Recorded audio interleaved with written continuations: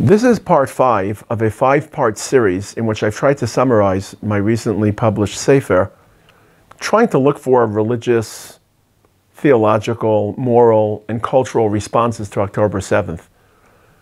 It is a Sefer I wrote looking for meaning, looking for faith, looking back to, of course, our Chazal and our Masora, my Rebbeim, Rav Aaron Lichtenstein, Zichrona Livracha, Rav Amital, Zichrona Livracha, looking for guidance. In the first 4 sections of this 5-part series, I tried to deconstruct the war into 4 different tiers, 4 different layers. And I address each of them in different sections. The obvious part of the war which I didn't address is the military encounter, the political struggle, the geopolitical struggle. That's not my primary issue. In the first section, I talked about the hijacking of Hashem's presence in this world and the Chilul Hashem of October 7th, which happened on Shabbos, attacking our people and their land, speaking of a God who's angry. In the second section, I spoke about some of the religious differences between Islamic fundamentalism and Judaism that have been surfacing during this struggle. Tzelem Elokim, do you honor and revere mankind or man as a unique and distinctive creature of HaKadosh Baruch Hu, apart from nature, just like Hashem's apart from nature? Do we have a death wish or do we celebrate life? In the third section, I spoke about the rise and the awakening of this monster called anti-Semitism and the modern incarnations of traditional forms of anti-Semitism. Everything in history is cyclical. It all cycles upon itself. You just have to learn to detect and see through the modern shell. In the fourth section, I spoke about all these broken cultural narratives that have been weaponized against our people. Postmodernism, wokeism, intersectionality, virtue signaling, the lack of any truth. And we talked about how our job in this, or our function, our task in this world, is to bring Hashem's presence in this world and to create a culture that's healthy, that surrounds healthy moral values, and some of them have eroded over the past 4 decades. And how it's not surprising to me that this battle doesn't just include a military component, doesn't just include a religious component, isn't just channeling or fomenting anti-Semites, but it has been pivoted on this whole cultural struggle. In this section, I'd like to talk about not another tier of this war. This isn't a war, chas v'shalom, but a project of this war. The project is obviously the unity of our people. The unity of our people, which unfortunately was so terribly, terribly torn and fractured in the months and year leading up to October 7th. And how has the war reshaped unity, communal identity, international Jewish identity? So the word we've all used is unity, but I think it's important to be more specific about what unity we have been privileged with, how we have achieved it, because by defining it rather than just sloganizing it, we may be able to hold on to it. So I think that we've achieved unity on 3 different fronts. The obvious is we faced a common threat. Chazal tell us, Gedola hasaras hatabas mimemches neviim. Hashem sent Navi after Navi, prophet after prophet to chastise, to rebuke, to call Am Yisrael to tshuva. We were hard-headed, wooden-headed. We didn't listen. We were obstinate. The second that Haman received the signet of Achashverosh that empowered him to issue a genocidal decree and threaten our lives, all of a sudden, everyone gathers together because we face a common enemy. There's no better way to unite people than put them into the same foxhole, or in the modern incarnation, put them into the same bomb shelter. And that's a literal, but also a figurative statement. So we all faced a common threat. It was existential. We faced death. We faced death together. We stood together at funerals. We stood together in hospitals. We stood together in bomb shelters. And we were able to achieve a unity that had eluded us beforehand. And probably the most significant symbol or icon was Achim Laneshek, was a organization that was very vocal in opposing the government in the months leading up, very vocal, very aggressive. And they were opposing the judicial reform that the government was sponsoring. And within hours or minutes of October 7th, they pivoted and they became a major, major organization helping families of hostages locate their loved ones and many other important national tasks. The second way that we have faced unity is just the war effort, not the threat, but the war effort. I like to talk about the difference between unity of speech and unity of ideas and unity of action. We could speak about unity and talk about our unity, or we could actually work shoulder to shoulder, side by side. And just the war effort, especially those who obviously served at the front. In the army, there are no titles. You're not rabbi, you're not doctor, you're not professor, you're not esquire. You perform the same tasks, you drive in the same tanks, you battle the same barbaric subhuman terrorists. Unfortunately, you're thrown into the line of fire jointly. And it's not just the army, but it's in every sector that has been necessary to support this war, whether it's visiting people, visiting army bases, bringing food, traveling, bringing people to army, whatever it has been. Those are title-less activities, and those are activities we perform jointly. So unity is not just facing a threat and feeling more connected. Unity is also shouldering the burden side by side. Shoulders don't have titles. People's heads have titles. That's why they swell. Shoulders, you just carry weight and you perform tasks. And that's what's been so leveling about the war. And when you level off title, you create greater equality. The third aspect that has led to this unity is, in order for people to be unified, they have to have a common story. What is our story? Stories unify people. We're serving the same larger narrative. I think from my perspective, the United States has lost its story. Its story used to be democracy, about building a city on the hill, an experiment in democracy. What happens when that succeeds after World War II? What's your story? Your story can't be the next iPhone. Your story can't be the next Oscar ceremony, Oscar awards. It has to be some larger story that unites people. Those are self-serving experiences to get the next iPhone, to win the next award. What's the common story? In Israel, we had a common story. We were a people that were condemned to wander this earth for 2,000 years. Whether you brought a religious overlay to that because Hashem had condemned us as a punishment for our failures, or whether you weren't religious, it was just historical fact, and now we reconvened in our ancient homeland to build a state that would protect our people and that would reclaim our ancient heritage at whatever level you felt that heritage had to be reclaimed. You know what? I think we lost that story.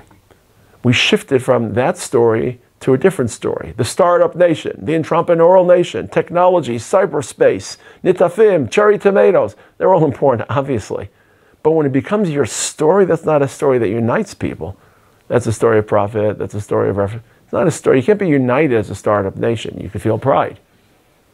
And I think that this war has shaved off some of those layers of stories and allowed us to return to that core story because it's so existentialist. Why are we in this country? Why won't they let us live in this country? Why are we facing such anti-Semitism?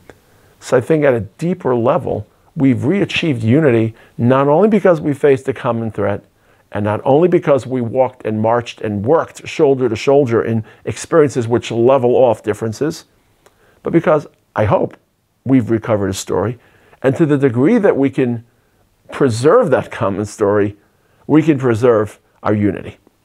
Now, I think this war has also unified Jews across the world and changed their opinion about Israel.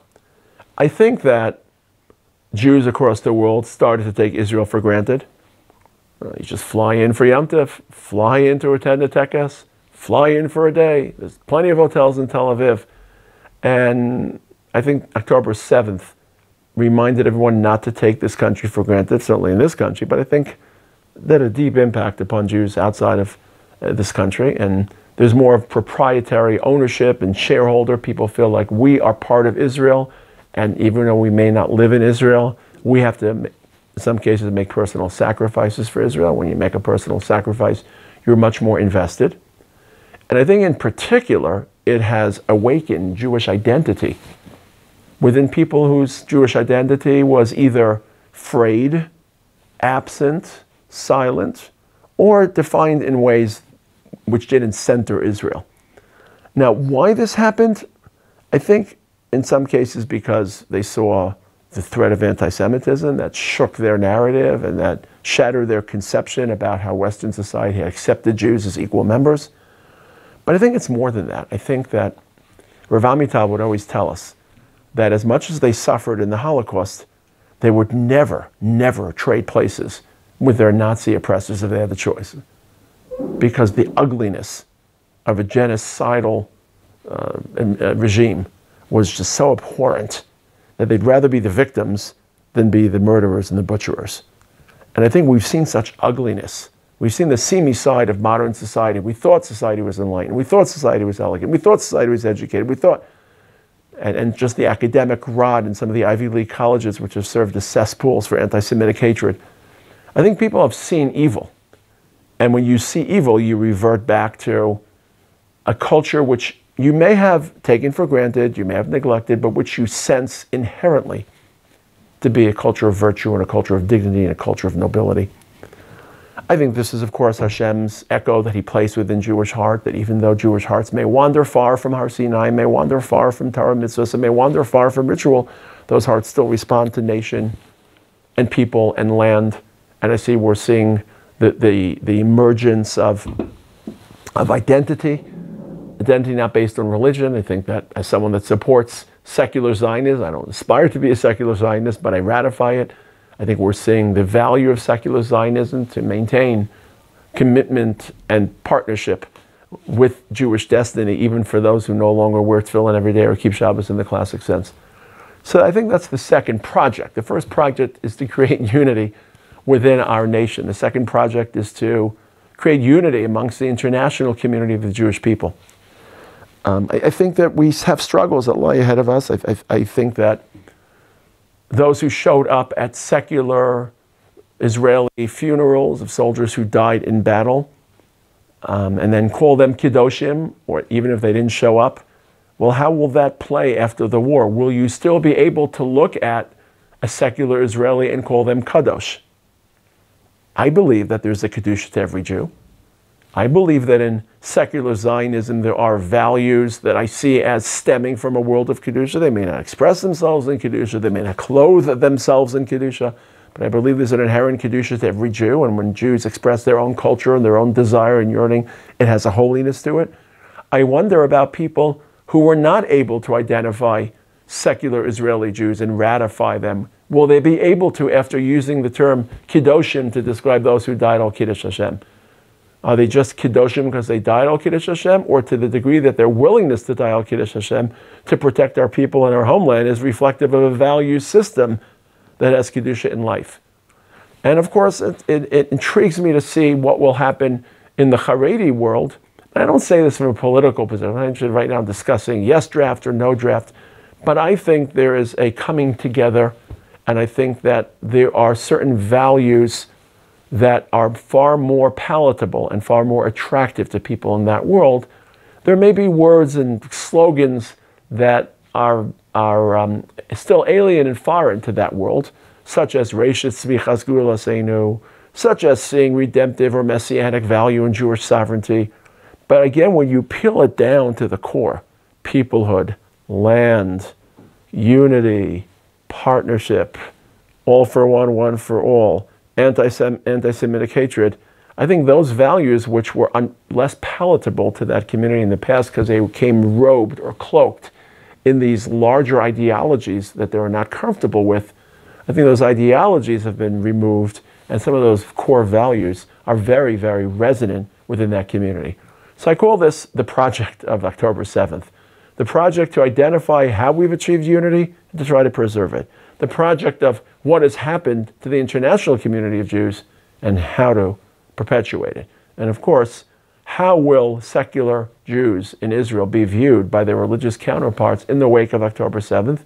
And will a Haredi world that isn't on board with some of the, I don't want to say platitudes, but some of the larger ideas of redemption and messianism, will they be able to retain the resonance that some of the more low-scale, substantive ideas have had? Will that continue to resonate within that community? It's a project, with Hashem's help, will be successful.